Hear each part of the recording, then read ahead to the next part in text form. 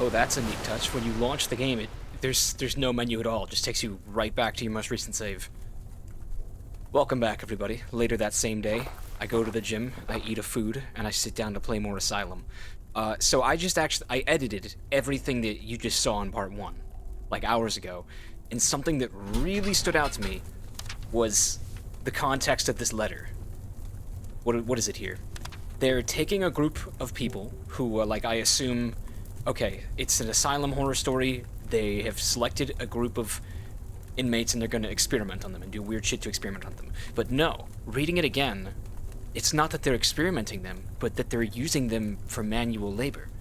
They're digging underneath the asylum. And, like, I almost wish that I made this conclusion at the end of part 1, because part 1 was very, you know, classical horror, hammer horror-y, just spooky, gothic setting with terrible, sad, tragic, spooky premise. But now, this here, now I'm seeing the Lovecraft infusions in this story. I have no reason to think this. I mean, I do, but I don't have any spoilers of any kind. But from reading this document, the part where they say that... where is the line in particular? We have no choice to resort to cheap labor. It always comes down to money. Minimize the risk of calling attention to their absence. It's almost midnight. My turn to supervise the work. Work is different from experimenting. One of the patients mentioned an odd smell emanating from the newly opened tunnel. They always imagine the strangest things, but I think I heard a sort of hissing sound that puzzled me. And they mentioned something about them being covered in dirt. They're putting the patients of Group E, and Lenny is one of them, they're putting them to work digging tunnels beneath the asylum. That is not something that your run-of-the-mill 1970s or 60s insane asylum does. There's something beneath the asylum. There's gotta be. And something tells me that there is some eldritch shit going on beneath the asylum, and that's what this story is going to end up being about. It's not going to be an Outlast story, per se. It's about what's going on beneath the Mount Massive Asylum. Jonas Crawford. Age 42, Therapy Group E. So this guy's part of Group E. He was one of the selected fellows. Condition unstable. Male wing, first floor. Cell number 105A. I'm going to write that down. Medium-sized male whose outlandish behavior and off-putting manners often disturbs his peers. A clear case of paranoia and deemed highly unstable. Even though he is slim and fairly short in stature, Jonas Crawford has been known to terrorize some of the most menacious patients with his wild, staring eyes. Fortunately, Crawford is often in good spirits, and whenever that happens, he can be one of the most joyful and amusing patients in the Institute, constantly making jokes and lightening the mood. He is a fast talker and quite witty too. He could have become a great comedian if not for his mental condition. However, just as he can be cheerful, he can also immediately turn violent and frequently causes harm both to his peers and the nursing team. Crawford has an intense fear of darkness, which many specialists still cannot explain. Intense fear of darkness. I think, and this is a theory, I think whenever it says a record book updated, but then when I go to the record book and there's nothing obviously changed, I think it means that the game autosaved. But I don't know for sure. There was some kind of grating or trapdoor on the concrete floor. It seems to be padlocked. Well, I will bear in mind that this is where some locked shit is. I presume this boiler had fallen from grace, like much of the rest of the Institute, due to neglect and lack of maintenance. The pipes in the room were covered with rust. Okay. Well, what else is down here in the basement? Because Lenny alluded to there being a lot of bad shit happening in here. We can go that way, but it's too dark to see. I couldn't see a thing down the corridor, and I needed some light source to proceed. So we are going to need a flashlight of some description somewhere. I doubt a proper wash would return these clothes to a usable state.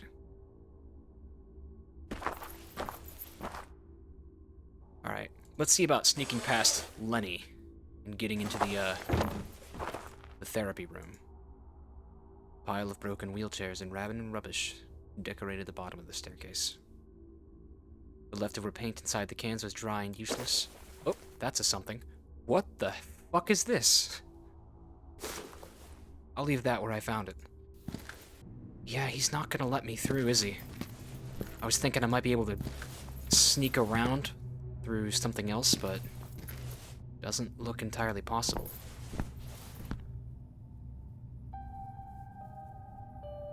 The cart was full of rubbish. Poor Lenny was going to have a lot of work cleaning up this place. Crawford. Are you familiar with the name Crawford?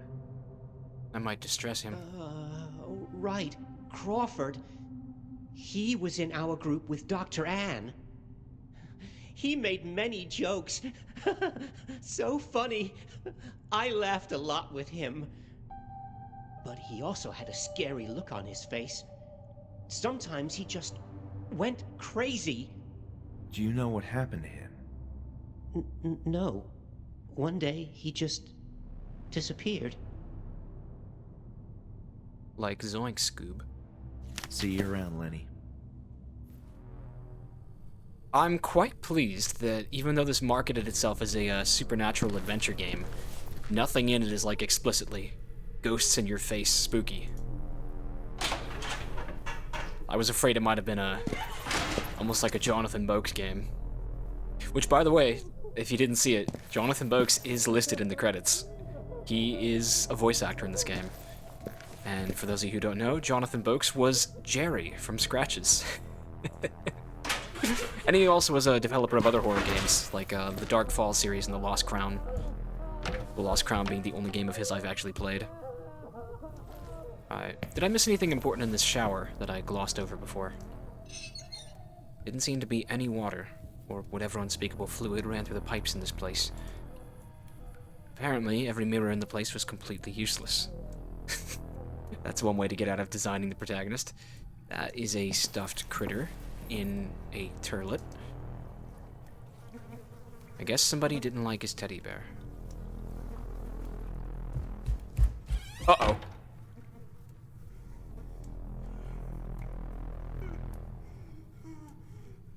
There's a naked fellow in the corner. I'm gonna take a step this way. And make for the door.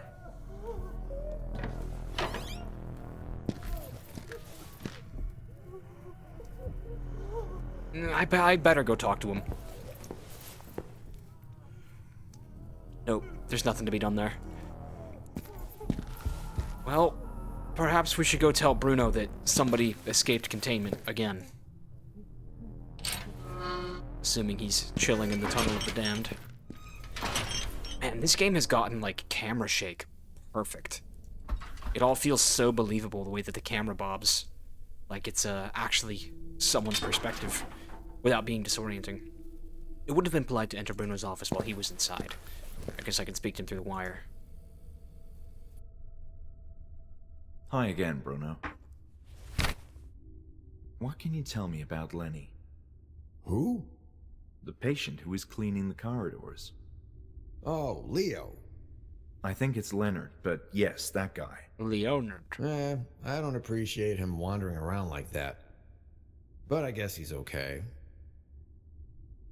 Doesn't look like he could do much harm to anyone. But I'll tell you this. I saw him a number of times getting too close to places he shouldn't be.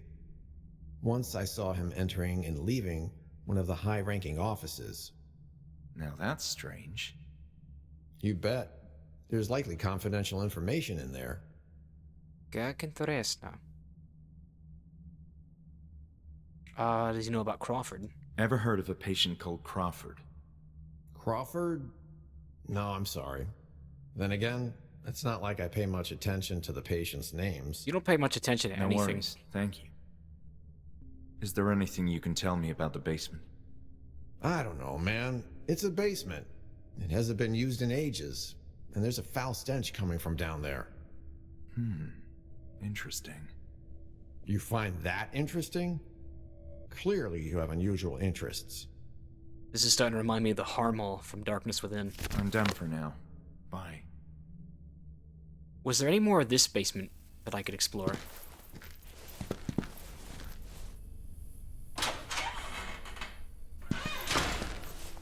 Thought that gate was supposed to be electrified. The window was broken, and a thick veil of darkness hung over the cell. Most of the cells in the Tunnel of the Damned seemed to be abandoned, and the doors wouldn't open. That's gonna zap me if I touch it. But I would like to know what's on the other side. Firmly locked, which doesn't surprise me.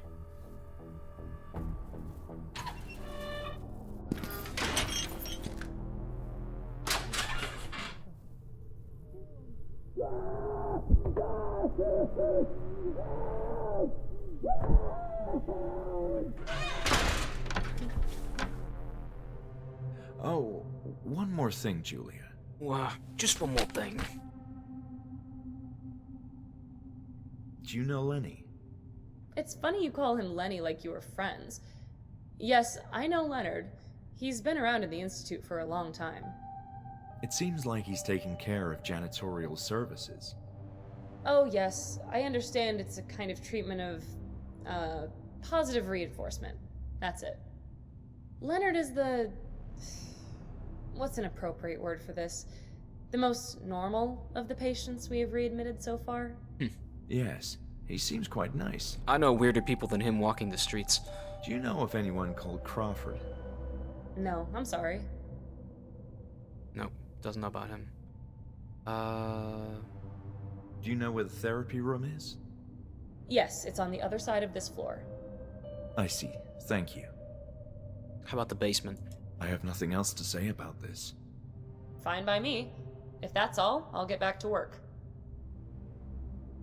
Don't you think the patients currently admitted at the Institute will react poorly to the extensive layout changes?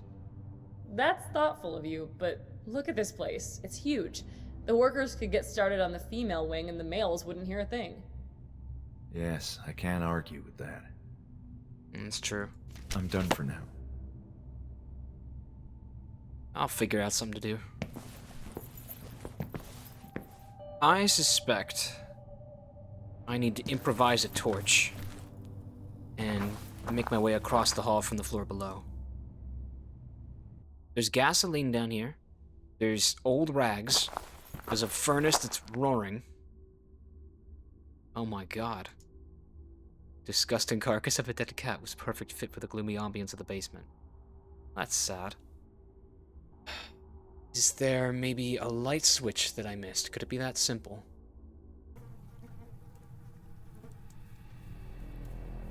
I wondered how many diseases could be found in that toilet. Probably all of them. Oh. I wasn't desperate enough to enter that cell without first dealing with a high-risk patient in some way. Stop that, don't make me come out of my office, says Bruno. What if I was to jimmy that with the letter opener? Would that be immoral of me? Well, there must be some way to enter the cell. Why is it an option?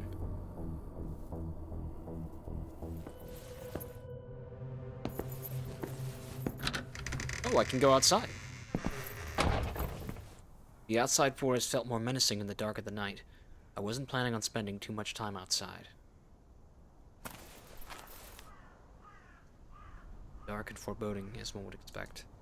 He just blatantly said he didn't plan on spending much time outside, but I wouldn't be disappointed if we had a forest segment of this game. I mean, how are you going to have a massive land bridge like that? I'm sorry, that rock right there screams Cthulhu Ritual. That's where the end of the game is going to take place, like 100%. Alright, we're going to exhaust everyone's dialogue until I find something new. Part of the reason I'm here is to make sense. Your stay? Oh. You know, when I... It's okay. I understand. You do? I know what you meant. Okay, so she knows that I was a patient. I'm still trying to remember. There's still time, but hurry up. I don't think we have anything else to discuss. I'm still trying to remember. There's... Alright, it's Dark Souls dialogue, so I really have to go through everything a couple times to make sure I catch it all. I was under the impression nobody cared about this place anymore. which is why I thought it wouldn't hurt to have a quick look around. You could have gotten hurt, though. It's not safe to walk everywhere. For instance, no one is allowed on the 3rd floor yet, which is falling apart. Still, this is all so strange. Why do you say that? There's nothing strange about an eminent mental hospital reopening for the benefit of society. So, we're on good terms now? Yes, if you need information about something, you can come to me. I can get a bit intimidating at this time of the day, but between you and me, I don't mind a bit of company. This place can get on your nerves. Got it. I promise I'll try to relieve your boredom. Receptionist working the graveyard shift in an abandoned asylum, that's so fucking funny to me. How are you holding up? Fine, all things considered. I really hope they fix the radiators tomorrow. There is I so hear much you. dialogue. The atmosphere is chilling. I met Bruno. Yeah, he's our new security guy. He can be grouchy and quite unpleasant sometimes, but he's got a heart of gold. Does he? Seemed quite angered by my presence here. Well, it's a strange night to begin with. Just make sure you avoid asking him as many questions as you do me. Too late. Where can I find Dr. Miller? I'm sorry, I can't tell you. Why? What? Because that area is off limits and we had an agreement. Fine. I don't want to get you into trouble. So he's on the 2nd floor. I have nothing else to say about this. Fine by me. I'm done for now. I would like to find this Dr. Miller fellow. Lenny said he didn't like him, and Lenny is literally my best friend. No. No Dr. Miller. Lenny, I don't think Dr. Ann really cared about any of us. Don't say that. It's just things that I read about her research. She only cared about her reputation. No, stop it. She made me feel happy. That is everything that matters. I don't want to talk about this anymore. Did you hear anything else about it? Okay, so that was all of Anne now, but we found new Did you stuff. hear anything else? It's all about Bruno. You know, I used to be like you, Lenny. Oh, are you feeling better now? You could say that. I was well, at least for a while. So, why are you here? To get in that therapy That's a room. very good question. Is there anything else? No, Okay. Nothing else comes to mind? I don't want to think about that anymore. That one was unique to Crawford. He's upset by that. Did you hear anything else about? Lenny, I really need to get to the therapy room. Please. But not until I finish cleaning. Please respect my work. All right. Lenny, would you please let me pass? I'm sorry. I'm still cleaning this area. I need another hour. Are you for real? Guess I'll wait. Is there anything else you can tell me about the... Nothing else comes... Well, if he needs another hour, he needs another hour. Like, fuck. Why can't I just wait then? That would be helpful.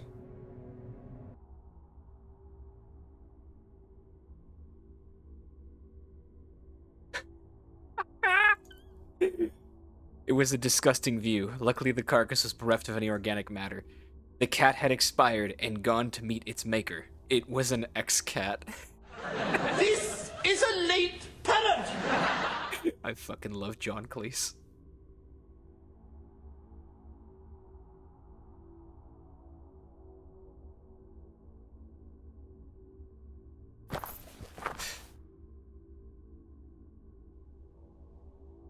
Where am I gonna find a frickin' light source?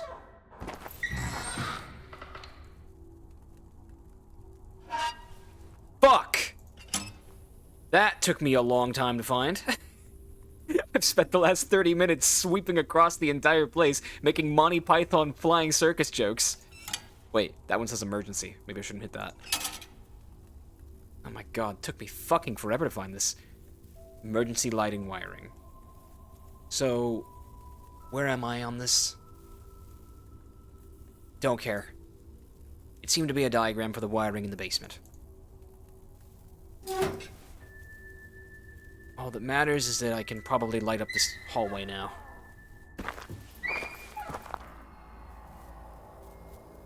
Why the strange noise?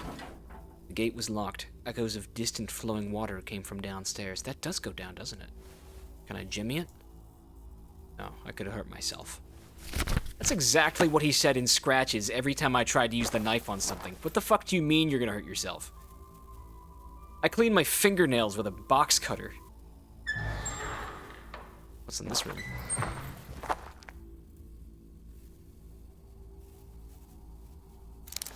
Some snips. Very good.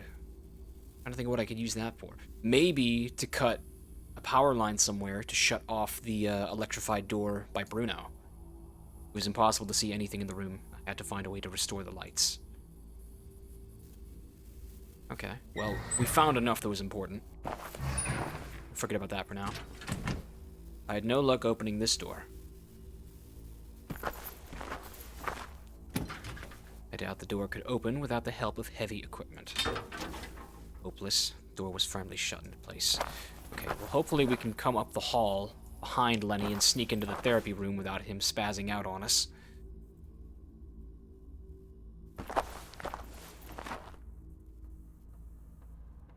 I hope. Crazy how if the lights went out right now, we'd be fucked. What's this thing? Dead rat chewing the wires. Rat skeletons aren't conductive, are they? The problem was clear. A rodent had chewed on the wires, short-circuiting the lighting in the basement, and killing the rat in the process. There was nothing I could do with the circuit box while there was electrical current in it. I was bound to suffer the same fate as the rat. Okay. Well, of course we can't get back here unless we turn off the... unless we had the lights on. What is it about cables that rats find so tasty, so irresistible? That's a common occurrence, rats chewing wires. Figured the door would lead back to the high-risk area, but that shorted electrical lock prevented it from opening. Do you mean to say this door is on the other side of Bruno's zone? That might be it. If that's the case, then maybe we could emergency shut off all the power and then go all the way around and be on Bruno's side. And then fix it? Is that what we have to do? I mean, I'll try it because I'm bereft of options. Sort of looking at this with the Payne's Creek lens, that because this door has the wrench symbol on it instead of just the hand symbol, I will be able to open this eventually. Probably not quite yet. I need to use the wire cutter here. Wire cutters are typically reserved for cutting wires. Okay, let's do that. Emergency. What does that mean? Just the emergency lights are active? Oh yeah, now everything's red. Yes, I believe I can. Rat be gone. Oh, I wanted that back. Wires successfully snipped. Can I open this now?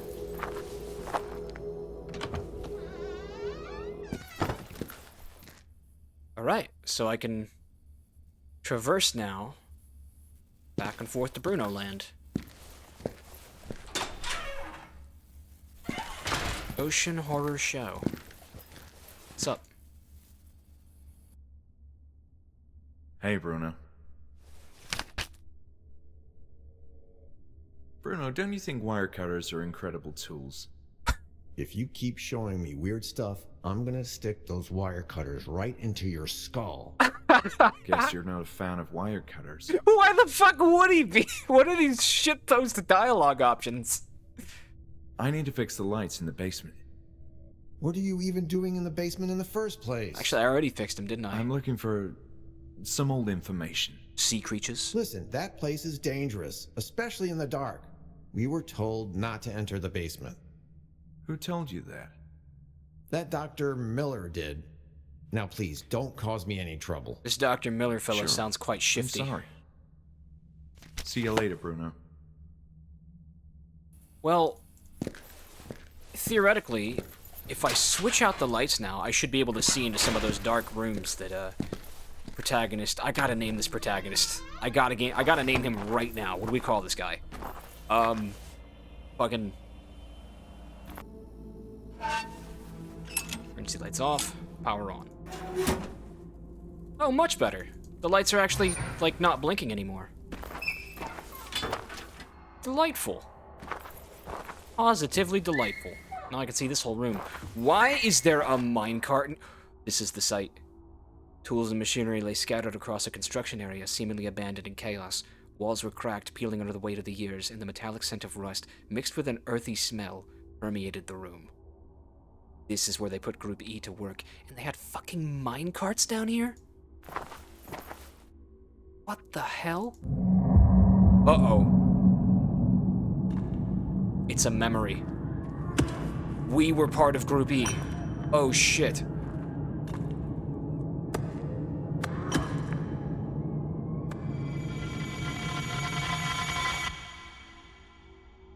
We were friends with Lenny. For the first time, I felt like there was a clear purpose or meaning behind my vision.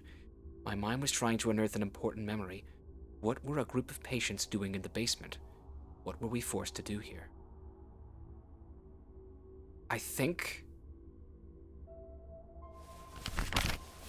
the reason... Oh, that's interesting. Diagnosis, schizophrenia, and scavenger. What does scavenger mean? I think the reason the name is blank is because we don't know our name. We must be an amnesiac. Henrik. I'm gonna call this protagonist Henrik. We are officially Henrik Vanderheen. Cart for transport of construction materials was in the center of the room. A wheel of the cart firmly rusted after years of neglect. Okay, I see what we're doing here. We are going to grease the wheels of this heavy-ass minecart and then send it flying through this tunnel. Opening of the construction area was boarded up. Yeah, I'm getting Darkness Within / The Case of Charles Dexter Ward vibes from this. This asylum was probably scouted to be built on this location, not because they wanted to prevent escapes, but because there was something underneath that certain interests wanted explored and documented. And they put the inmates to work to find it. Oh, that's perfect. I was so worried this was just going to be like a milquetoast run-of-the-mill spooky things and ghosts in the asylum game. But no, there's something greater going on here. I'm holding up for hope that this is just a through-and-through Lovecraftian horror novel with a asylum horror story coat of paint on it. Hanwell Mental Institute 7 moved to the unit system. I noticed that these are all numbered points. They must be part of the same newsletter or something. Over time, mental hospitals built using the Kirkbride system began to present numerous maintenance and operational problems. Faults in the design led to unforeseen practical difficulties, and the rigid layouts prohibited efficient expansion. The Kirkbride plan soon became a significant problem in mental health. Since many mental hospitals are state-funded, a combination of budget cuts and high maintenance expenses spelled doom for the principles of the Kirkbride plan. Personnel wages, medications, medical appliances, coal for the boilers, electrical maintenance, and sewage services represented but a small fraction of the costs of keeping such large establishments operating. With the general high levels of stress and economic issues also impacting the public in modern society, experts warned of a surge in mental health disorders and an increased need for specialized treatment centers. Thus, the demand for mental hospitals kept growing even as institutions adhering to the Kirkbride plan afforded only slow and costly construction. Concern intensified in the field as psychiatrists and medical professionals began to question the theory that architecture played a role in mental health. I think I buy into that. I feel like the architecture of a house buys into it. Look at the people living in like the Soviet bloc architecture, that brutalist shit. They're miserable. And so the prestigious Hanwell Mental Institute sought to adapt, as did many other mental hospitals, by undergoing extensive remodeling according to a new design philosophy that came to be known as the unit system. Instead of a single sprawling building, the various departments in such establishments would be separated into smaller, discrete structures. With this new approach, a purely administrative building would have no physical connection to one housing patients. To achieve this ambitious goal, many existing Kirkbride institutions resorted to constructing utilitarian underground tunnels connecting various buildings, since aesthetics were no longer a concern. Let me read that again, but slower. So they compartmentalized everything. The administration were in one building, the inmates were in another, or rather, what do you call these people? They're not inmates. Maybe they are. And they were connected by tunnels. But that's not why tunnels were being dug out in here, is it? Most of the tools seemed useless and not worth my time. Well, I will say that pickaxe there would make quick work of these boards. A feeling of unease came over me as I looked at these wooden boards. Scared myself with the notepad there. Alright. We have some wheels that need greasing.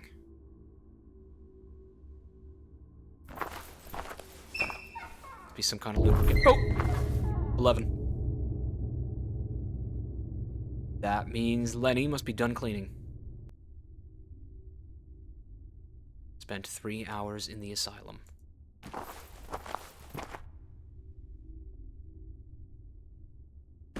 Little piece of insider info that I picked up on from just floating around in the Senscape Discord. Jonathan Boakes does voice a character, like I said, and when somebody asked Augustin which character it is, and of course nobody knew the names of the characters because it was before the game launched. This was like a week or two ago, and Augustin said, Jonathan voices the guy who looks like Peter Cushing. So we have a Peter Cushing character on the way. That may mean nothing to you. Peter Cushing was one of the two main stars of the Hammer films. Hammer horror films. Fuck, I love those movies so much. They're so damn good. They were old, British-made, independent-made horror films from the, 40s, 50s, 60s, 70s. They probably still made them up until a couple decades ago.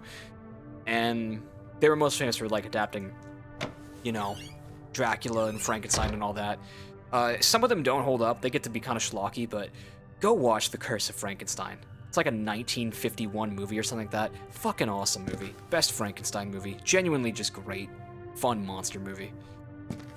And the two main characters in all those movies, I lose myself on these tangents, was Christopher Lee, who had the bigger career, and he's like one of the most storied men who ever lived. He was Count Dooku, he was Saruman, he was the inspiration for James Bond, but I think he once played a Bond villain. And he was Dracula, and he was Frankenstein's monster, and he was all these cool-ass things. And he was 6 feet tall, and he played in metal bands, and he met celebrities, and he played Jeddah, and he did everything. He was basically the main character. But his co-star, who didn't have as successful of a career, was Peter Cushing.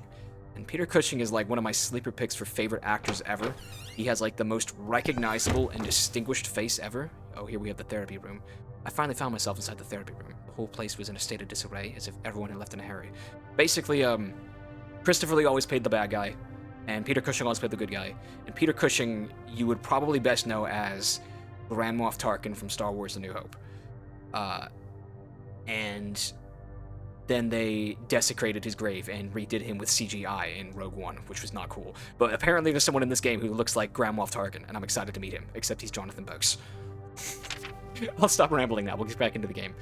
Group therapy responses. Ebersbacher, Group S. Alertness, attention, attitude, expressivity, knowledge, judgment, memory, sense of humor, comprehension. Notes. Patients in Group F show a marked improvement in their mood and awareness, as well as willingness to communicate and interact with their peers. The inexplicable regression in Group E continues to puzzle me. I'll discuss their individual issues separately.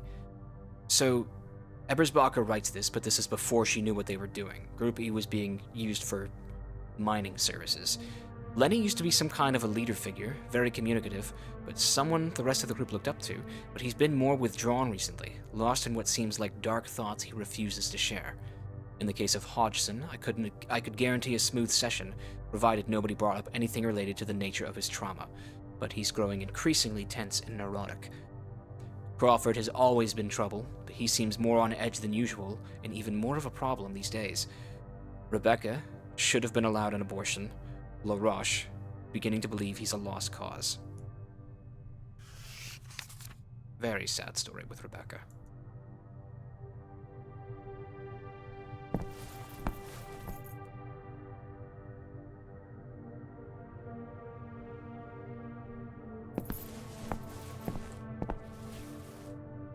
Since the renovation of the Institute began, more patients have become agitated and difficult to manage, as if it was the architecture of their own bodies being reconfigured.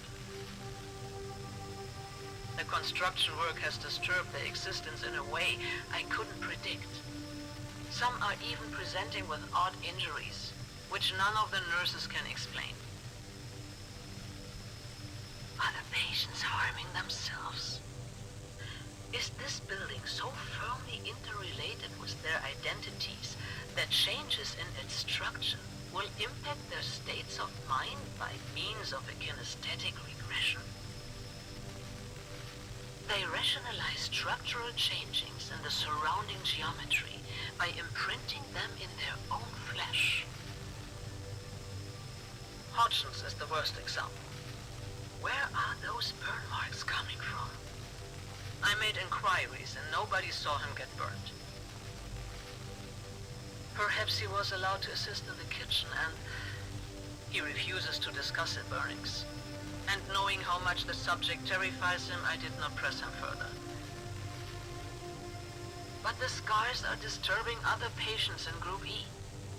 They believe his scorched skin is some kind of heavenly punishment or stigmata.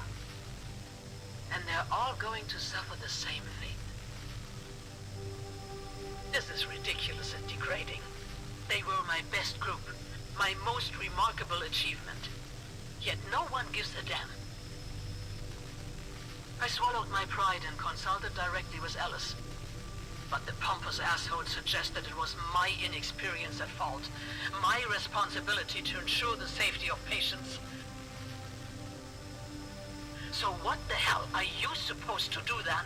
Instead of hiding in your office, do something about your staff.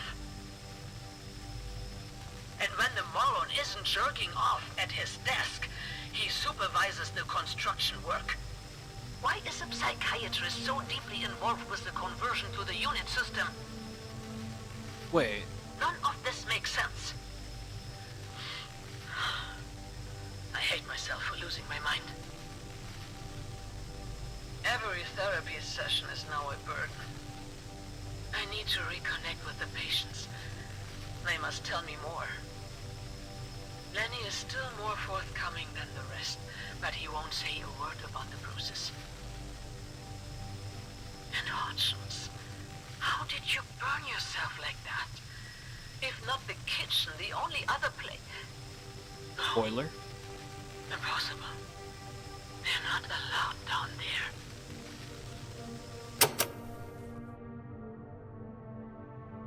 I don't follow. She was saying that they were using them to help construct the unit system, which was the tunnels, but she said they weren't allowed down there, referring to the boiler room, I'm guessing, unless there's somewhere else that there's fire that they aren't supposed to be. But the tunnel that we saw was right across from the boiler room, so how could she not know that they were down there? A hint of faint moonlight dared find its way inside this abandoned room. Run the projector. What's on here? Oh. Bertrand LaRoche. Age 35. Condition moderate. Cell 102A. Therapy Group E. Profile. Bertrand LaRoche was a curious case. He's a shy, docile patient with a mind seemingly trapped in his innermost recondite thoughts. Recondite? I've never seen that word. Coming from a family of French immigrants and having experienced a troubled childhood afflicted by war, LaRoche has always had issues with making friends, no doubt in part thanks to his monotone, outlandish manner of speech. His verbal expression often devolves into unintelligible murmurs during the otherwise plain and straightforward conversations. The current diagnosis is that this is assumed to be a schizophrenic behavior. That being said, once someone earns his trust, LaRoche can become a capable and pleasant conversationalist. Yet recently, the patient seems less keen on communicating, often spending an unusual amount of time simply staring out of the windows in the game room. Specialists feel he will succumb to an irreversible state of catatonia. Well, he's mild. The metal case was empty. There seemed to be a missing reel. Okay. That didn't deserve my attention. There's reels down here.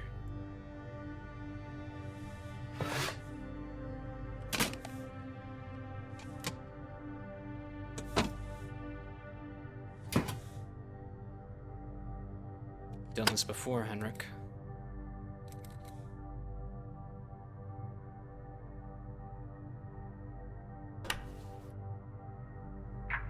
You are not in good shape, Bertrand. You know it will only get worse. You must talk. I hate you. I hate this place. You're all bad with me and my friends. You'll come to understand, Bertrand, eventually. But we must deal with this. You have a chance to end it right here, right now. I don't believe you. You have been lying to me all this time. That's not true. And if you tell me what you saw, it will all be over. It's that simple. I can't remember. It's too fuzzy and dark. Come on, Bertrand. Try harder. No. I'm scared. Come on. Tell me what you saw. No. It will come for me. It knows. It knows. Calm down or I'll have to call the guards. It's inside me. What? What is inside you?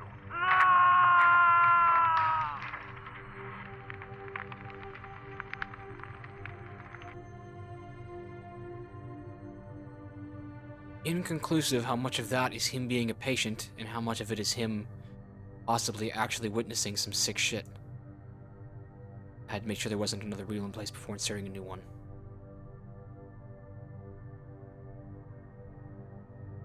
This was empty. Seemed to be a missing reel. Can I watch these other ones?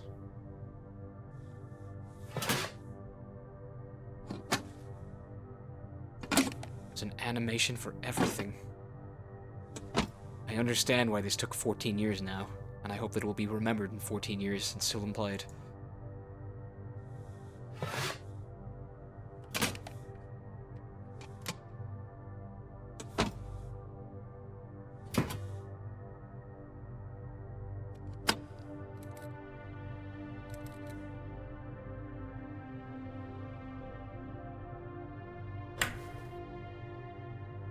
Bertrand, are you feeling all right? Talk to me. Don't make me lose my patience. I don't have all day. This is Ellis speaking. Leave me alone. I understand you must feel angry, but we're doing this for your well-being. You are lying. It hurts. I can't sleep. There are dark things in my dreams. Just calm down. Take a deep breath and relax. We'll explain it to you, but you have to trust me. I don't know. I am so tired. I can't think anymore. What about your fear? Think about your last session. Do you remember now? There's only darkness, and it moves there. It's been waiting, and now it knows we're here. We're here. I don't think he's talking about his own delusions. I think he's explicitly talking about something that they found digging underneath the asylum. It's possible that that mist that was referred to could have been some sort of hallucinogen. God damn, Augustine. An animation for every reel? Are you crazy? He even puts it back in the original position.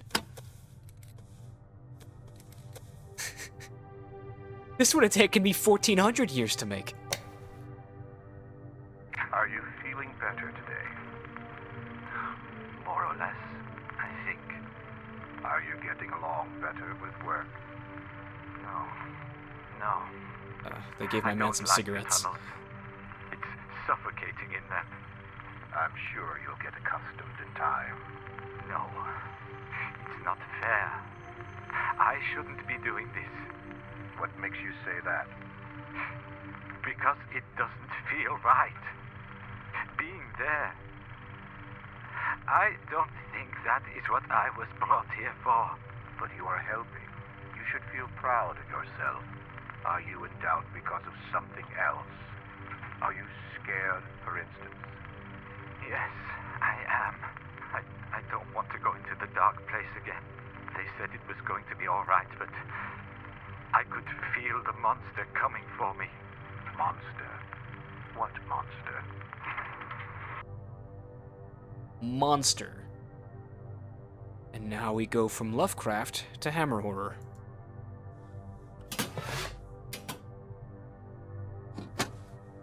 What engine was this made on? I can't tell if it's Unity, like every game ever made, or if it's something else. It's too smooth to be Unity.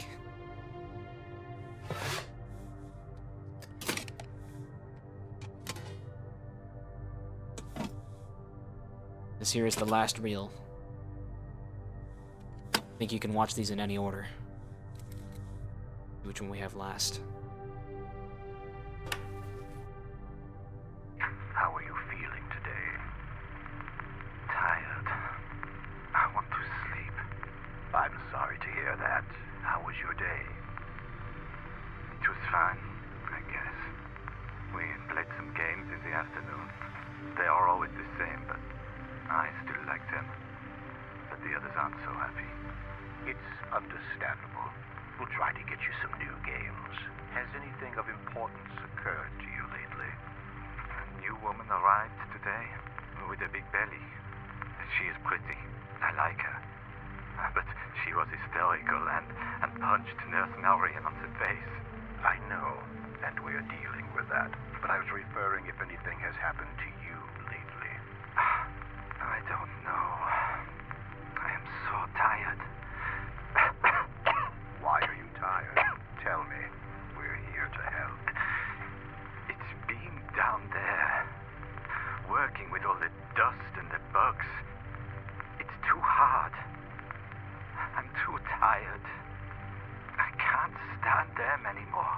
What is this that you can't stand anymore? The voices.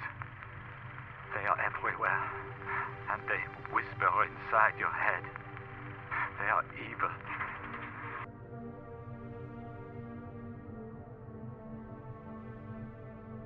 This concludes Bertrand's story of what we can find here. The door.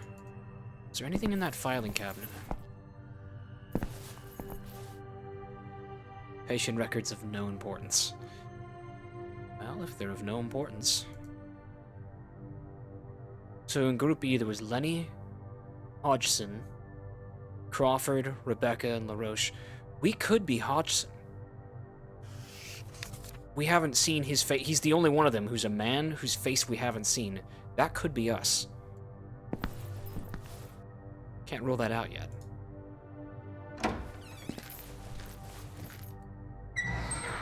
Kitchen. Laundry.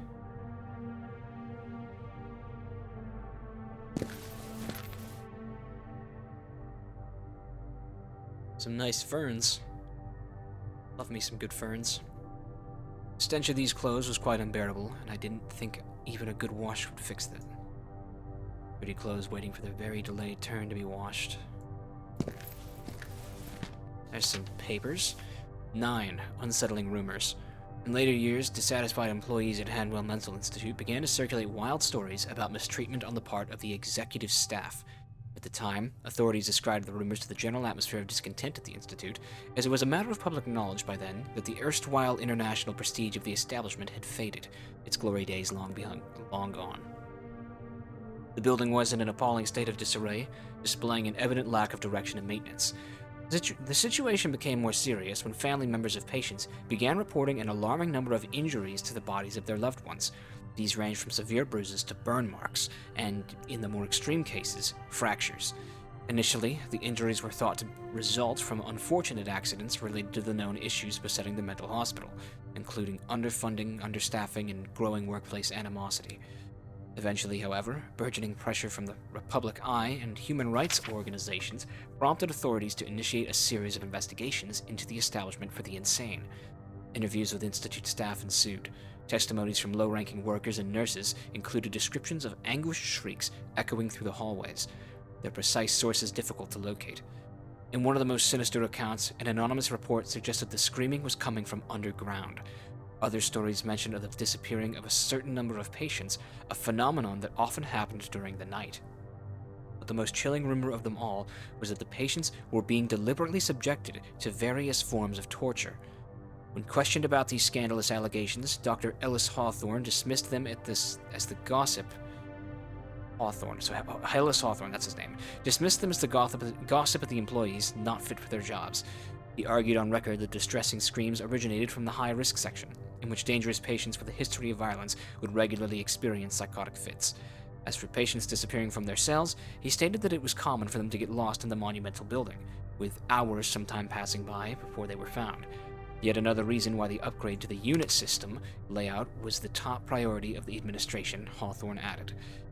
During this period of upheaval, Dr. Hanwell himself opted for a perplexing silence, never publicly commenting on the situation. With circumstances spiraling out of control, authorities continue to closely follow the events transpiring at the Hanwell Mental Institute. So, people were aware that bad shit was going on. And did we ever find out why this place closed? I don't think we found out when this game takes place either. Courtyard! Oh, it's zombie verruckt. The majestic yard in which so many patients communed and healed together was now in a sorry state, barely serving as a mere shortcut across the building. Oh, it's so pretty. Look at the June bugs. This must be summer.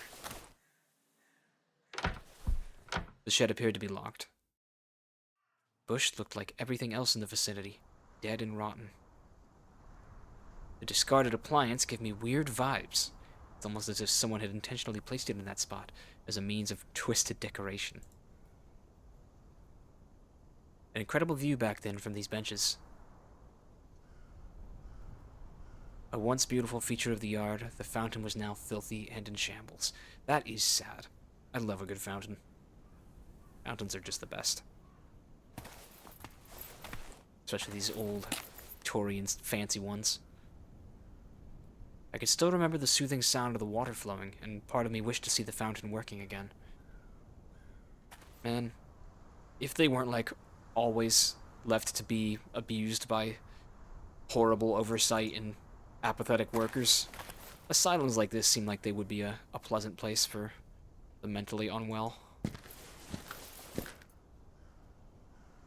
Let's see real quick. Can we establish this shortcut? Aha. It's an easy fix. The worn-out tool fell apart when I used it for the second time. There go the wire cutters. That must be the game's way of saying that I won't be needing them anymore. Yet I still have the letter opener. There's more to explore back there, but we'll go ahead and chat with our girl Julia here, my bestie Julia. Sorry to bother you again, Julia. Julia. I need to speak with Lenny. You mean the patient? Of course, yes, Leonard. Is he a patient of yours? Well... In any case, I don't know his whereabouts. Sorry. Leonard can be somewhat unpredictable. Just go look around. Just go look around. Okay. Bertrand. I would like to look into the history of a patient called Bertrand. Bertrand. That does ring a bell. Sorry, I'm not really sure about other patients at the Institute. I know there's a few, namely Leonard, but perhaps Dr. Miller knows more. Still gotta meet this Dr. Miller. Are you aware of any previous construction work on the building? You know, before the upcoming renovations. Yes, I do remember hearing about efforts to turn the Kirkbride layout into a modernized configuration of smaller buildings. Unity... I'm not sure we're in Unity. Unit. That's it. The unit system. Interesting. And I guess those construction plans were never finalized? Well, I guess not. They were strange days. The place was falling apart. Budget issues, too. I see. Thank you. Huh. See you later, Julia. See you later, Julia. Let's give a sweep and see if we can find Lenny somewhere. Silly geese in this corridor seem to have, simmered down a bit. Suppose they get tired of yelling all day.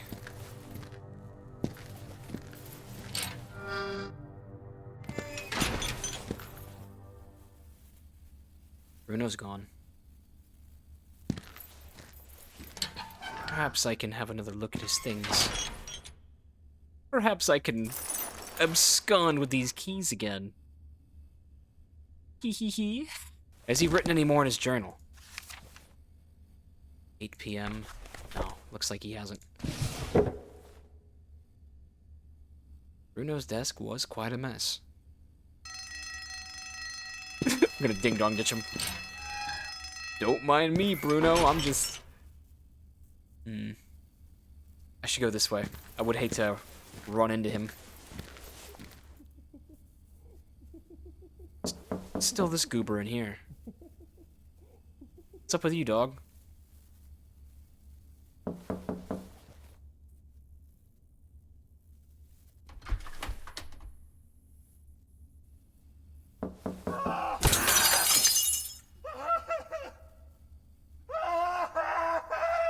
The madman was furious, but also more vulnerable. You're not gonna stab him, are you? I decided that wouldn't do much good to calm down the patient. That bro needs a teddy bear.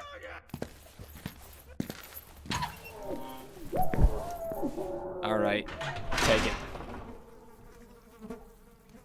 Was Robin locked up in this institute? Wait, I just realized it's a teddy bear with its neck ripped off. Oh, that's cute. I enjoy that. Well, I feel bad that I've agitated him.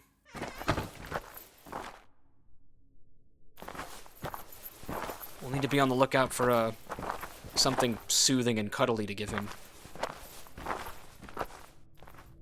I can't give him this freak muffin, can I? No, that's laundry. Is the kitchen off limits? Oh wait, what's this place? What is this place?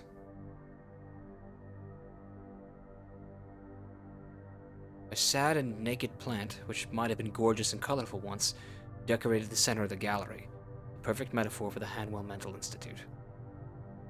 It's a gallery? I didn't know that they had art galleries in these places.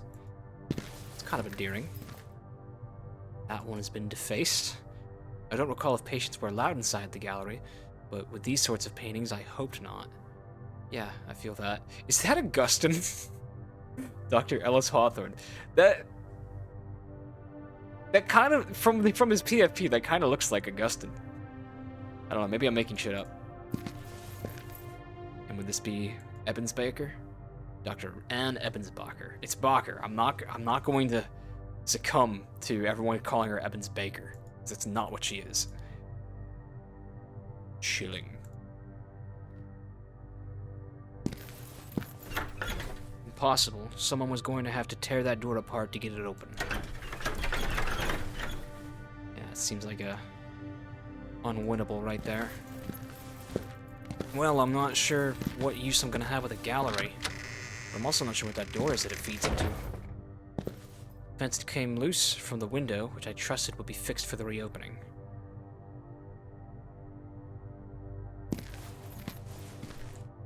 Oh, is this the library? I think it is.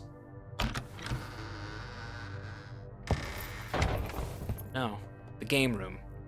Used to burst with activity in its heyday, it was a fine accomplishment of the Institute that patients could coexist peacefully playing games together. But now the room is in shambles. They never show you the game room in Outlast. This is cool.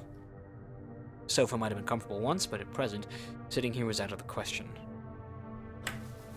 We don't ever recall hearing the alarm sound in the game room, which spoke volumes about the friendly and soothing nature of this place. Cute. Box of crayons. The nurses always encouraged us to draw. Just an old toy. Its leg looks like it's a nail. I don't know. Guess we don't need it. Looks like you could have bludgeoned somebody with it. Some of the drawings by the other patients could sometimes get a little scary. Quite an inspired piece of art, in my opinion. A completely dried plant.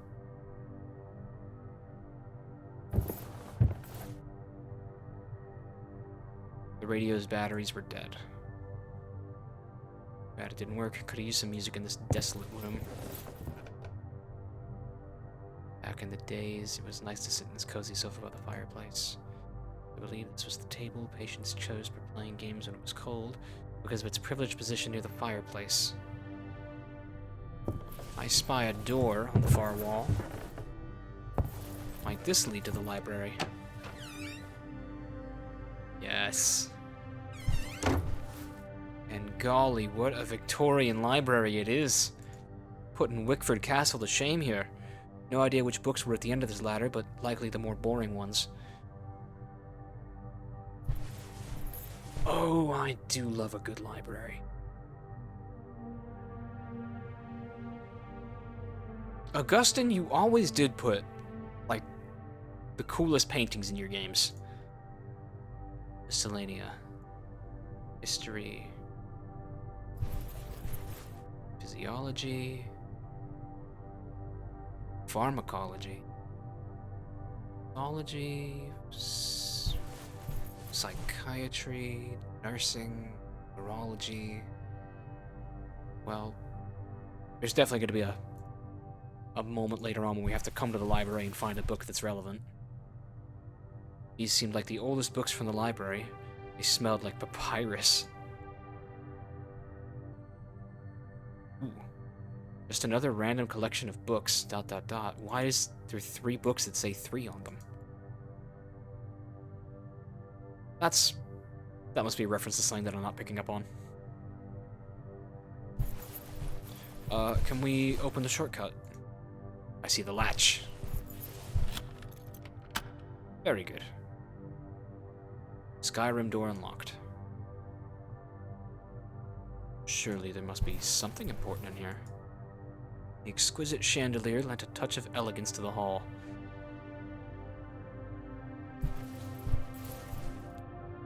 An old, unpublished manual about some kind of biopsy machine. We heard about somebody who had a failed invention, right? Fuck it, this is gonna be dry, but I'll give it a try. Stereotactic transorbital brain biopsy equipment. Brain biopsy? Doesn't that mean cutting the brain open while the brain wearer is still alive? Draft of instructions. Warning, this equipment is still undergoing extensive tests. Any use of this machine on a living person must be supervised by a qualified professional. The strab is a novel device capable of extracting a brain tissue sample without performing a craniotomy, so you don't cut open the skull. It makes use of the empty space. Oh no.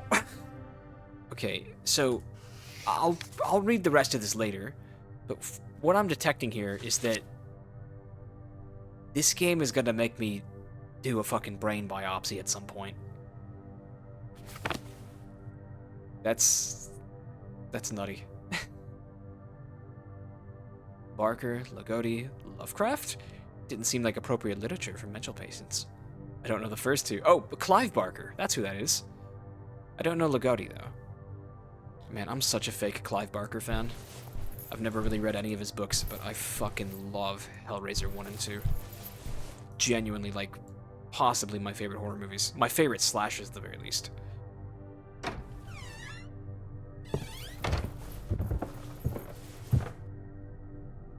I hear something?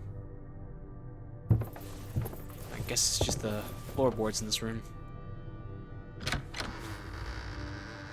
Sound a bit off kilter.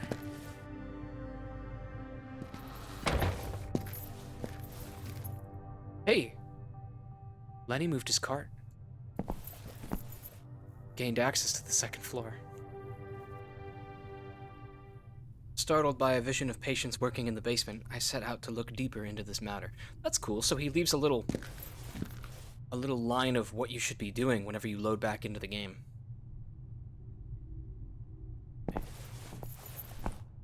Oh, well, it looks like the third floor is, just right there. That's supposed to be the dangerous floor. For now, let's step out here and see if we can't find this Dr. Miller we've heard so much about.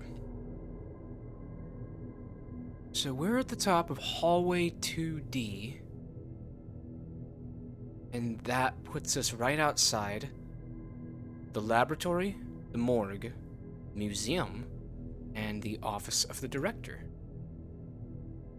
So the last door on the right should be Dr. Miller, I think? Dr. Hanwell. This door wouldn't open, but perhaps the right key would let me in. So we're gonna need a key for that. Would think that maybe the new doctor would occupy that office. But it seems not. Well, what else is there? Museum, morgue, and laboratory. Let's start with the museum. Patients were allowed to pay short visits to the haunting museum of the Institute, which, rather than a sanctuary of science and erudition, had now turned into a grotesque carnival of abominations. Holy shit, you're right. There's nothing but skulls in here. Why is it only human body parts? Were those ears? But why? Genuinely, why? Why would you... What's to be gained by that? This exhibit displayed hands of various shapes and sizes.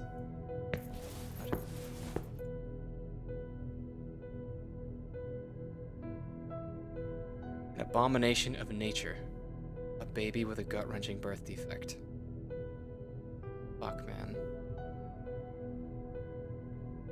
It was a jar with something odd inside. An organ shaped like a pastry. Idiot. It says empanada. It's just a fucking empanada in a jar next to a mummified baby.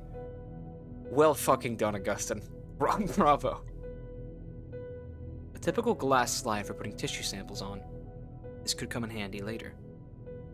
That might be the first real grammatical typo I've caught in this game. I picked up the tweezers with care.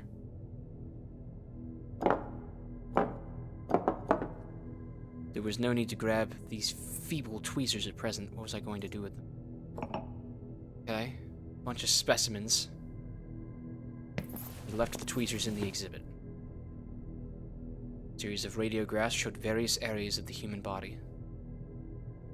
Human brains, charming. What the fuck is this? What was the point in displaying severed hands? There is nothing at all, like, academic about that. They're not even preserved. They're, like, mortified and rotting. The fingers are freakishly long. Patient undergoing some painful treatment. Benjamin Franklin operating. Oh, that's Robert Liston, isn't it? Do you guys know they used to do surgery theaters? Or operating theaters, whatever they were called? Because surgery was such, like, a novel concept in, like, Victorian London that they just had theaters where you could watch people have their legs sawn off. The picture depicted someone important with some sort of gory medical intervention happening behind him. I'm pretty sure that's Robert Liston. That guy right there. He's the only known surgeon to have produced a procedure with a 300% mortality rate, where 3 people died after an amputation went wrong. But, you know, I shouldn't bash on Robert Liston, though. He pioneered a lot of surgery techniques. It was, it's just unfortunate that his career began before pasteurization was a thing. Rebecca Beers. Shh, oh. Rebecca, the pregnant lady, is the one who we were seeing hallucinations of in the car with us. That is interesting. Well, we already know a good bit about her, but let's see if we learn anything new. Rebecca Bierce did not suffer any specific ailments early in life, but fell victim to violent sexual assault as an adult. She was found in a state of shock by the authorities who rescued her, and after a medical examination, Rebecca was found to be pregnant. The perpetrator was never apprehended. During the period following the assault, Bierce exhibited delusional behaviors and panicked whenever men were in the same room as her. Thereafter, following strict attention and care, she gradually began to recover and return to her senses while coming to terms with her new condition. Bierce eventually managed to begin socializing with her peers and to feel more comfortable in the presence of men. Regrettably, she has recently suffered an inexplicable breakdown and is experiencing frequent neurotic fits. She mistreats both her peers and the nursing team using foul, highly offensive language while screaming and kicking. 2 incidents, Bierce was found repeatedly hitting her stomach and insisting that her unborn child was spawned from hell. Very, very sad. Medical instruments of various types. Well, we must have had some important link with her.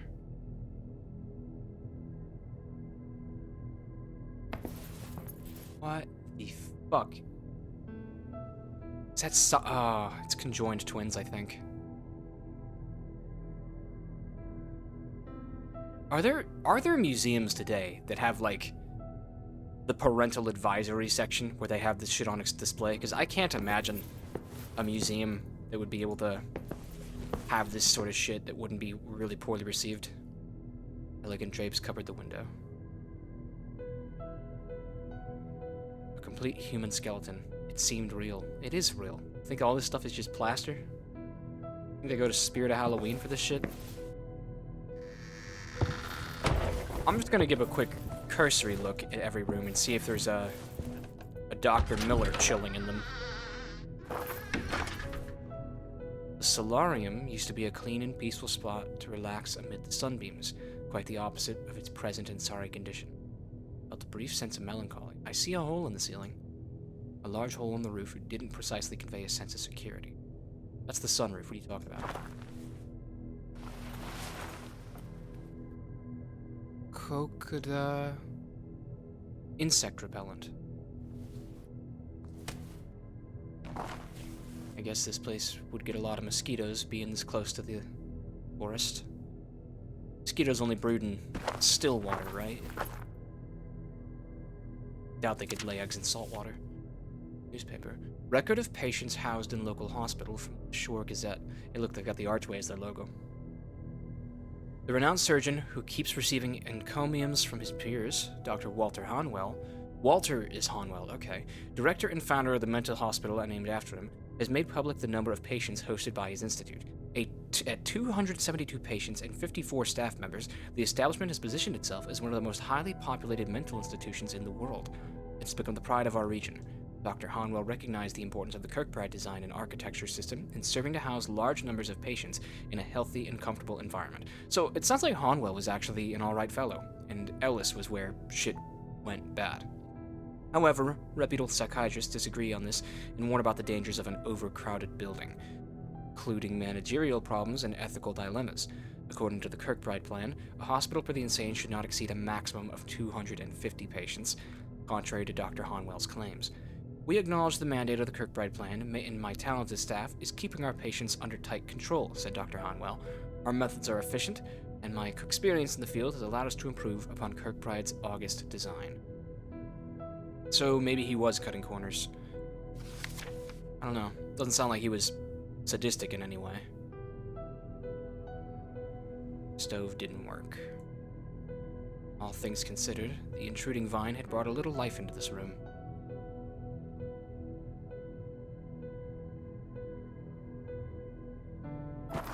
Man, this would be a great place to read a book on a nice day.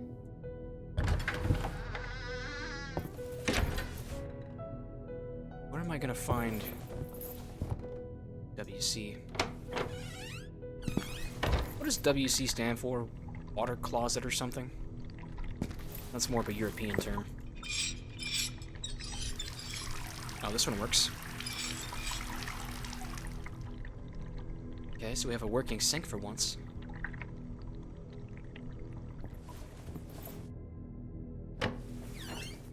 Laboratory. A laboratory greeted me. Oh, there's a fellow with a hint of a sinister ambience. The greenish lighting and fetid smell only contributed to convey an eerie sense of the organic. Also, who was that man in the corner? Could it be Peter? Jonathan? Jerry?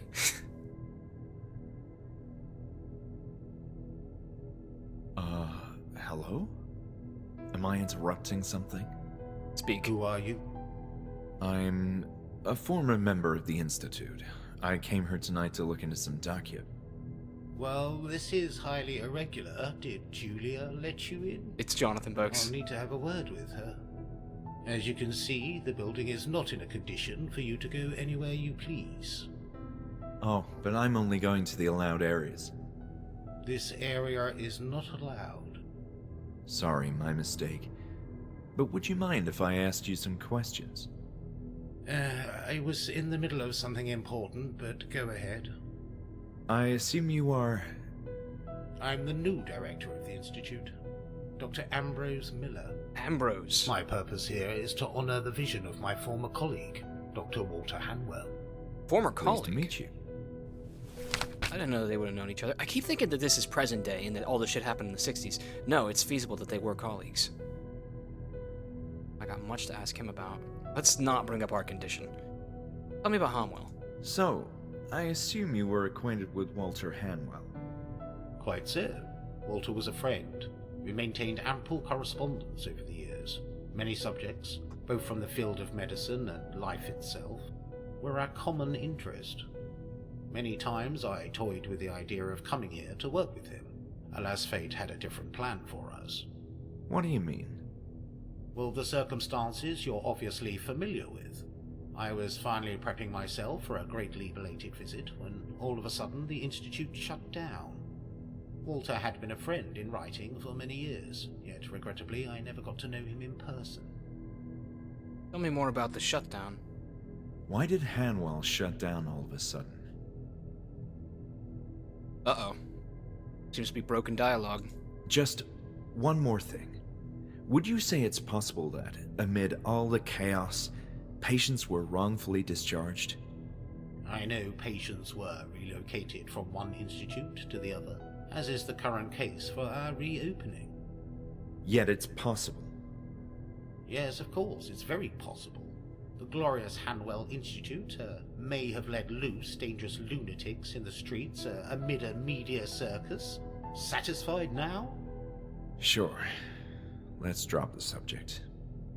That's eerie that the only broken line of dialogue in the game so far is the one where someone is telling me why the asylum shut down. Do you know anything about the construction below? I'm aware of renovation plans that didn't come to fruition. The structure of the building was typical Kirkbride, since its inception, a style which became dated over time. Mind you, this was true of all mental hospitals of this area. All Kirkbride establishments were forced to change, or perish. Why this whole fascination with the Kirkbride architecture? You could say that Walter was a romantic, too attached to the old ways. He erected this building quite late in his lifetime, when the Kirkbride design was already beginning to exhibit its flaws, and he paid a price for it. What I don't understand is the purpose of digging in the basement. It makes perfect sense. That's typically how the migration of the so-called unit system worked. Underground tunnels. You guys are gonna have to level with me. Am I wrong for thinking the Kirkbride plan is the better solution? It seems like perfectly logical that pleasant architecture and breathable natural light would make for better recovery and life for these inmates, as opposed to the unit system, which sounds just more economical. I don't think I need to show him any of my items. I'll save item questions for if I don't know what to do with them. Tell me about some people. Julia seems to be a nice member of the new Hanwell family. Our new receptionist. I don't have much to say. I just met her earlier this morning. She's doing a fine job. Must be difficult putting a nice face to all this filth. Filth? I'm sorry, I mean, let's talk about something else. Just slipped it real quick. Tell me about yourself a little more. So, you're the famous Dr. Miller. Famous? Not quite. At least not around these parts. I'm just a humble servant who wishes to continue with Walter's grandiose dreams. How so? As soon as I heard this establishment was ceasing operations, I made arrangements to be transferred here, hopefully continue Walter's work. My connection in the field of medicine across the years proved valuable, as here I find myself as the new director in charge of this reopening. Ebersbacher. About Dr. Ebesbaker. The therapist? Yes, I'm curious about her role at the Institute. She was well positioned in the ranks at Hanwell, respected career and all, but if you ask me, she was a failure. Why is that? So you think Dr. Ebesbaker was part of the reason why the Institute ceased operations? No, at least not just her, but she was another component in the equation. I believe her foolish rivalry with Hawthorne distracted Walter from a greater purpose. And Hawthorne, well, he wasn't a saint of my devotion either. Hawthorne seemed like a pretty bad dude. We can't ask about him, funny enough. Do you know Bruno? Of course I know Bruno. He's our security guard. Is there anything of interest you could tell me about him? Not really. He's just a security guard. But he's working in your establishment and contributes to a greater goal. You can't possibly operate this place without security. Look, if you want to form a union with Bruno, be my guest. I need to keep working with this dangerous chemical. Why such intolerance? I have a highly dangerous chemical right here. Highly dangerous. I see hydrochloric acid. That's... They would give Peter Cushing the hydrochloric acid. It's odd that you were such a close friend with Dr. Hanwell, yet only exchanged letters. I don't see what's so odd about that. Some people prefer the expression and flair of the written word, especially someone as enlightened as Walter was. We never even spoke on the telephone. Always preferred the intimacy of the prose. You see, Walter was a very reserved fellow. He didn't like public appearances, nor to be photographed, and I respected that. In a way, it made our relationship more intriguing. We connected down to the purest level, our thoughts. It's freaky. Have you seen a patient wandering around? The one who's cleaning the rooms? Yes. Leonard, I believe. That's who I mean, yes. Is it safe to speak with him? Certainly. Perfectly safe, otherwise we wouldn't allow him to roam freely. I'm not familiar with his case, though. We are simply continuing with the same treatment he had in the past. Does the name Crawford ring a bell? Not in the least. I wouldn't expect him to know about him. Don't you think it's a bit rash to bring in patients under such deplorable conditions? I don't like your accusing tone. There's an ongoing housing crisis for mental patients. Would you rather have them tossed into the streets? That's not what I meant. Be that as it may, I'm not proud of the circumstances surrounding this reopening, but we have an obligation to provide shelter for these patients. It's a temporary measure. What kind of patients are you currently admitting? Mostly low-risk ones, because we don't have enough security at the moment. There's only one high-risk patient that I know of in the establishment tonight. He's escaped twice tonight. And those are patients from other mental hospitals, which no longer have room for them? That is the plan, although we are prioritizing patients who were previously admitted to Hanwell. When the institute shut down, all of a sudden, it aggravated an already serious housing crisis for mental health patients. Let's keep asking about the underground tunnels. I'm wondering how a network of underground tunnels is so attached to the concept of a unit system. To begin with, the unit system is a term that didn't catch on. It was meant to convey the notion of units of buildings, concerned with a single aspect for the everyday operation of a mental institute. One building for administrative offices, another for surgical interventions, then male and female infirmaries separated, and so on. The hospital border in Buenos Aires is a good example of such a system of buildings. That's probably a real example. What condition would you say can lead to chronic hallucinations? In my experience, extreme stress. For example, panic attacks. Abuse of illegal drugs and other substances too. But most likely it would be something related to the brain, a physical problem, such as an imbalance of neurotransmitters. Schizophrenia can cause hallucinations as well. Thank you for the thorough explanation. Maybe we have to do a brain biopsy on ourselves. I'm curious about something. When it comes to hallucinations, You seem to be particularly interested in this topic. it's for my research. Well, go on then. What would be a solution? For them, I mean, to stop the hallucinations. That's one broad question.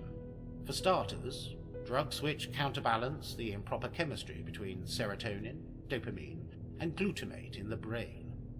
And that doesn't work all the time. If it's something more serious, like a brain tumor, What? extirpation. But it's extremely risky. Even if the surgery is successful, the patient is at risk of dying or facing crippling side effects. Extirpation. What if I told you I have a strange urge to look for candles? I would say you have a keen sense of adventure. Have you looked in the attic yet? Not yet. If you can't find some candles there, I'll eat my hat. You'll eat your whole closet. Oh, that's fucking excellent.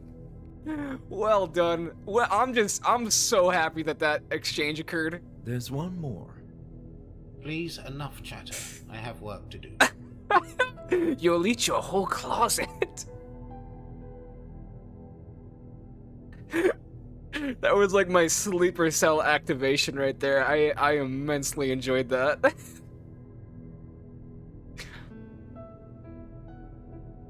I forgot to ask something else. I'm gonna see if there's any topics that I missed with him. Oh, I missed everything on the tasks page. Have you seen the patient Lenny around? Lenny. Ah, yes, you mean Leonard. Yes, I believe he's somewhere on this floor, cleaning a corridor. Thank you. I have the strangest urge to look for Are you a fan of wire cutters by any chance? I'm looking for information on a patient called Bertrand. Bertrand. He's one from the old group, right? I believe so. I've seen footage of him in the therapy room. Footage? Intriguing. I'll have to take a look at that. But yes, of course he sounds familiar. He's here tonight. What do you mean, here? Physically? Physically? What are you, a ghost hunter? Wait. Of course in flesh and blood. He's one of the patients being relocated. Shit, really? This is an incredible development. Where can I see him? I don't have such details. All I know is that he's in the same cell where he used to be. He's 105A. Wait. Yeah, I wrote it down. He's in cell 105A. Now I can go find him. I actually went... I cut the damn footage because I didn't think it was important, but I wrote down that he was in cell 105A, and I went to go visit it, but I couldn't get in. Very, very interesting. You mentioned that Bertrand is back in the Institute? Yes, the same cell as before. Alright, I'm gonna cut him I loose. appreciate the conversation. Goodbye. Plenty of fun stuff here in the laboratory. We need to keep an eye out for a lubricant for that minecart in the basement. I know that this is a new zone that we're in, but I have half a mind to just drop everything and go run down to Bertrand's cell. Didn't see anything of relevance here. Hanwell Mental Institute. 5. The Influence of Ambrose Miller, the man in this room. Another notable chapter in the Chronicle of Hanwell Mental Institute involves the cordial relationship that developed between Walter Hanwell and Dr. Ambrose Miller, a renowned chemist searching experimental drugs. Dr. Miller first achieved widespread fame overseas due to his involvement in the standardization of clinical drug trials, including the use of placebo-controlled and double-blind tests. Regrettably, Dr. Miller's accolades came to an abrupt halt after the devastating thalidomide tragedy, in which thousands of babies were born with malformed limbs as the result of their mothers making indiscriminate and unsupervised use of the drug to treat nausea during their pregnancies. Is that revisionist? I'm sure that there's some truth to that, but I thought that thalidomide was prescribed by doctors. I'm not sure. It has been said that Dr. Miller's insistence on demonstrating drug efficacy with no regard for safety played a significant... Wait. Yeah, oh wow. He's to blame, partially, for the thalidomide crisis. With no regard for safety, played a significant role in this dark chapter of modern medicine, since his insistence that patients adopt use of thalidomide has been recorded in multiple testimonies.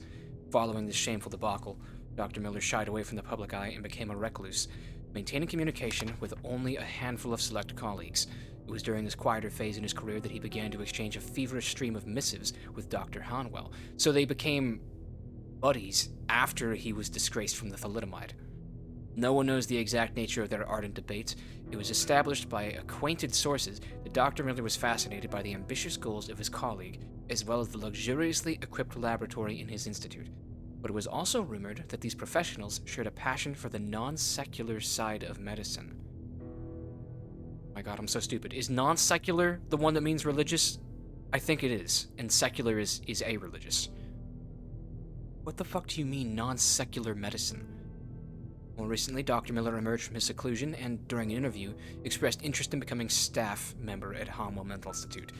Okay, so Peter Cushing is not to be trusted. Didn't see anything of relevance here. At some point in the past, the laboratory may have been suitably equipped, but at present it was a complete mess.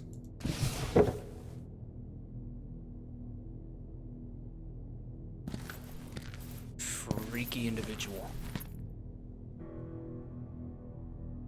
These lobster traps. Dead rats. Please don't touch the...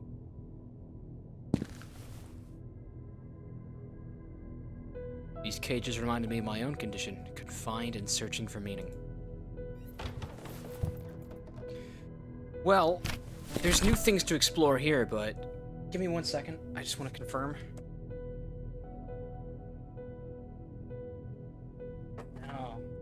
No, Crawford was in 105A. Which one is Bertrand in?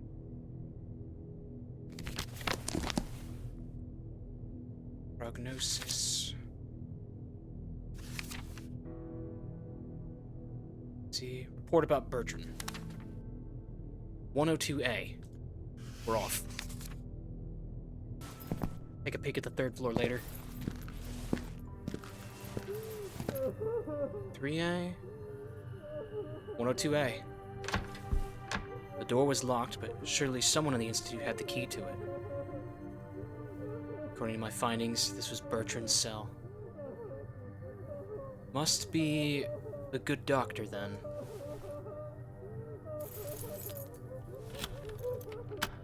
Did that do it? It did.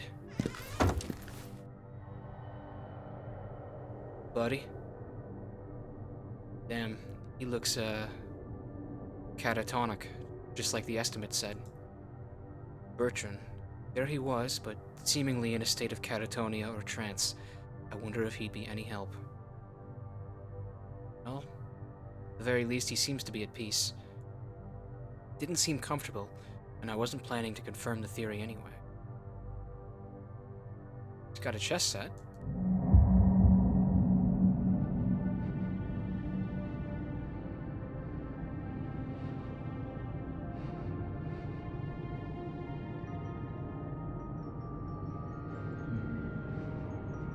Maybe that's Hodgson, big fella.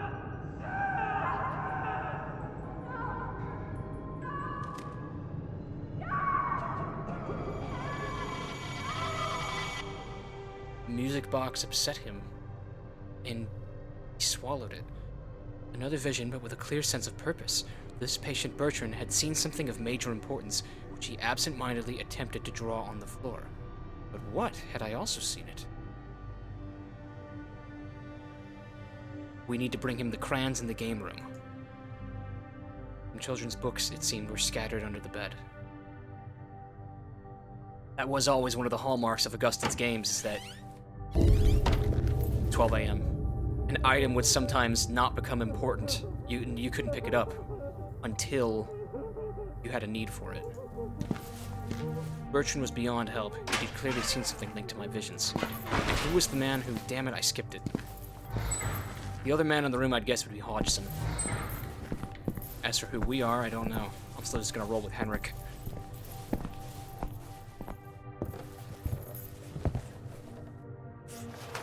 A red cram was in better shape than the others, so I took it with me. Alright.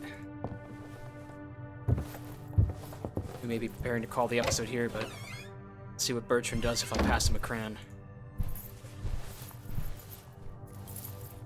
Check it out, buddy. Got you something.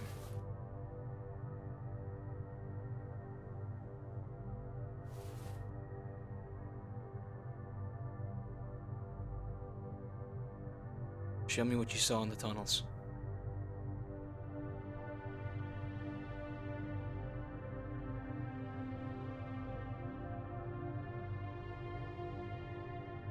What had they done to you, Bertrand?